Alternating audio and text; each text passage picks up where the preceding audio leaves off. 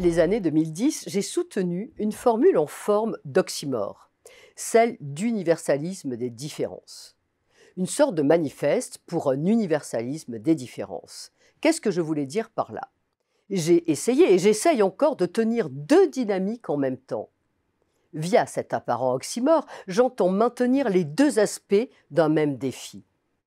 À la fois avoir un socle qui unit et qui converge, notamment basé sur une éthique minimale envers autrui et sur une reconnaissance mutuelle, mais dans le même temps, ne pas lisser chacun de nous dans un seul et même moule. On ne peut pas nier l'universalisme au regard du différentialisme. On ne peut pas invisibiliser les différences du fait de l'universalisme. Alors oui, il faut faire commun, penser le commun, faire société, comme on dit. Mais aujourd'hui, ce commun est plus délicat, plus complexe à atteindre. Pourquoi? Tout simplement car le monde a changé. Facile à dire, certes, mais réel. Car il fut une époque où faire commun dans un pays où seules quelques élites en forme de clones comptaient était assez simple. Ce n'était finalement pas tout à fait un commun d'ailleurs, mais plutôt une redondance, un miroir. Aujourd'hui, nous devons construire un commun complexe avec des entités, des individualités et des pays qui sont dans la revendication et l'affirmation d'eux-mêmes.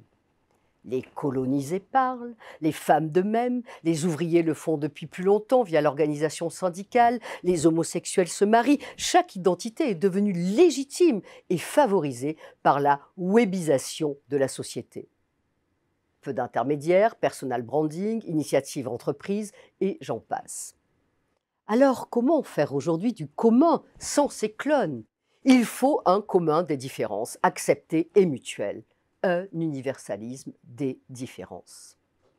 La République à la française, qui se proclame une et indivisible, tend trop souvent à refuser de considérer les différences qui caractérisent ses citoyens.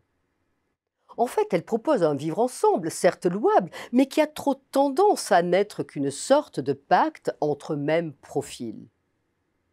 L'universalisme des différences propose une voie peut-être plus démocratique. Il s'inscrit aussi dans une démarche intersectionnelle et cherche à envisager l'autre sous tous ses aspects.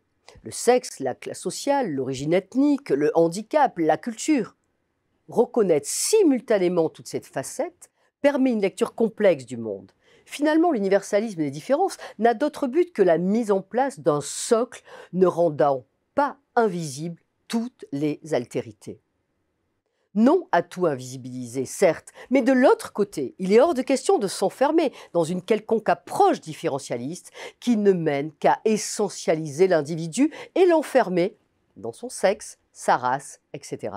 On l'aura compris, mon approche s'oppose bien sûr à cet extrême par trop différenciateur.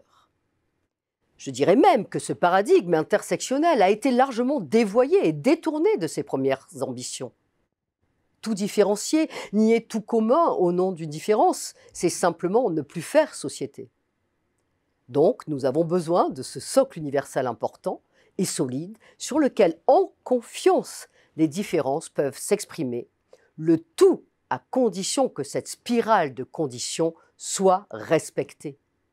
Le respect du socle avec une reconnaissance mutuelle des différences qui elle-même respecte ce socle, lequel socle admet ses multiplicités.